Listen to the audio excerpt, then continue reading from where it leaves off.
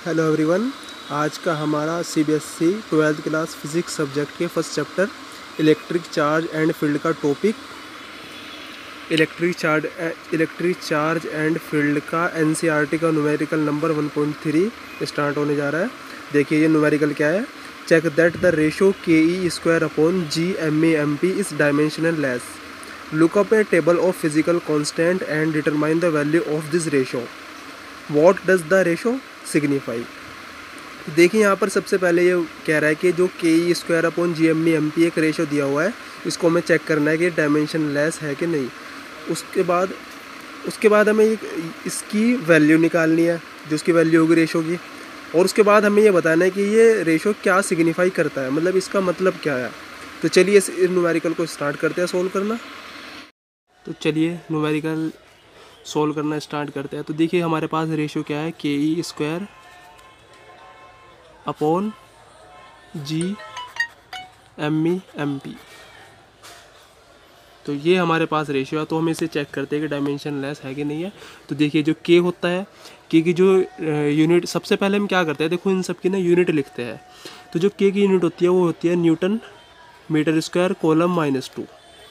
और इसमें जो ई की यूनिट होती है, ई क्या होता है, इलेक्ट्रॉनिक चार्ज होता है, यानी कि चार्ज। और चार्ज की यूनिट क्या होती है, कोलम। अब यहाँ पे स्क्वायर है इसका, तो हम क्या लिख देंगे, कोलम का स्क्वायर। ठीक है। और उसके बाद जी होता है ग्रेविटेशनल कांस्टेंट, इसकी जो यूनिट होती है वो होती है न्यूटन मीटर स्क्वायर किलोग्राम -2। ये होती है इस कैपिटल जी की unit. Capital G gravitational constant है, आपने 11th क्लास में पढ़ा होगा। उसके बाद एम है, ये मास ऑफ इलेक्ट्रॉन है, इसकी जो यूनिट होती है वो होती है केजी।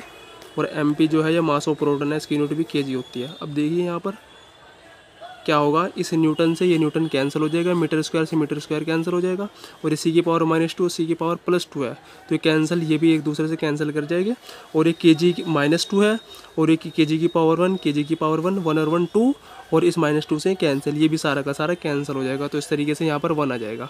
तो अब यानी कि इसकी कोई, इस रेशो की कोई भी यूनिट नहीं है। और अगर इसकी कोई यूनिट नहीं है तो उसका मतलब क्या हो गया, ये डायमेंशनल लेस है। तो आप क्या लिख दोगे, this ratio is dimensional less. तो ये हमने चेक कर लिया।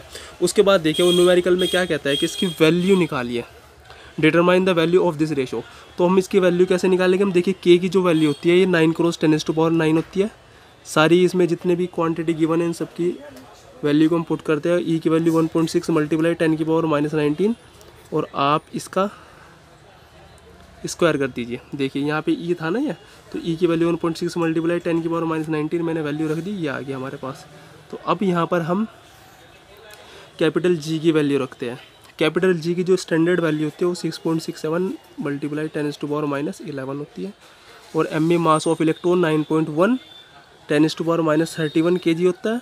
और एम पी यानी कि मास ऑफ प्रोटॉन, इसकी जो वैल्यू होती है 1.67 × 10⁻27 kg, 1.67 × 10⁻27 kg होता है। तो अब आप इसे सोल्व कैसे करेंगे, इसमें जो 10 की पावर है उन्हें तो एक जगह कलेक्ट कर लेंगे, और जो नॉर्मल नंबर है उन्हें एक जगह कलेक्ट कर लेंगे। और जब आप इसको सोल्व कर लेंगे पूरे के पूरे को, तो वो आपका जाएगा 2.4 × 10⁻39। तो इस रेशो की वैल्यू क्या आ जाएगी, ये आ जाएगी हमारे पास। अब देखिए इसमें अगर आपको ये इस पर सोल्व नहीं हो तो आप मुझे कमेंट करके बता सकते हैं। तरीका मैंने आपको बता दिया है कि इसमें जो पहले नॉर्मल नंबर है वो एक जगह पर कलेक्ट कर लेना है, एक जगह पर लिख लेना है, और जो 10 की पावर है उन्हें एक जगह पर लिख लेना है। उसके बाद उसे आप सोल्व कर सकते हैं। आप जैसे भी सोल्व करना चाहे इसको कर सकते हैं। आपका अगर ये सोल्व हो के ये नहीं आया तो आप मुझे कमेंट करके बता सकते हैं। तो अब इसमें हम क्या करते हैं, हमारा सेकंड पार्ट इसका सोल्व हो चुका है। वो एक ही क्वेश्चन में इसने 3 पार्ट दे रखे थे। तो पहला था डायमेंशन चेक करने का, डायमेंशन लेस है कि नहीं, और दूसरा इसमें था इसकी वैल्यू निकालना, और तीसरा कि ये शो क्या करता है। तो अब इसे देखिए शो क्या कर रहा है, हम कैसे निकालेंगे।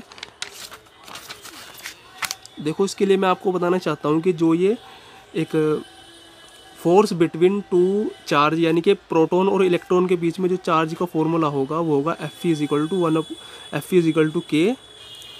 Q2 होता है ना, तो Q1 की जगह यहाँ पे इलेक्ट्रॉनिक चार्ज है E, और Q2 की जगह की भी हम E ही लिखेंगे, क्योंकि जो इलेक्ट्रॉन का चार्ज भी E होता है और प्रोटॉन का चार्ज E होता है। अब मैं आपको बता दूँ इलेक्ट्रॉन का चार्ज माइनस में होता है और प्रोटॉन का चार्ज प्लस में होता है। लेकिन जब हम फोर्स का फॉर्मूला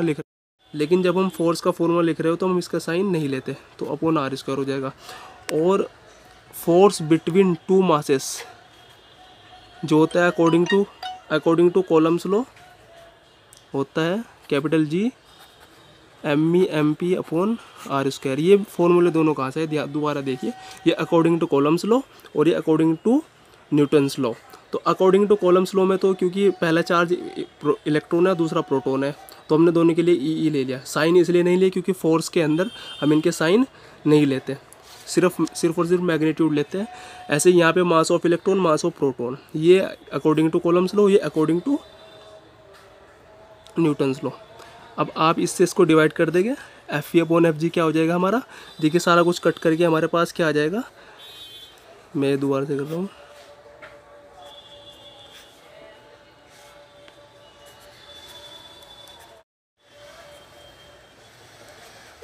GmE/mP/r², r² कैंसिल, तो ये आ जाएगा Ke² GmE/mP।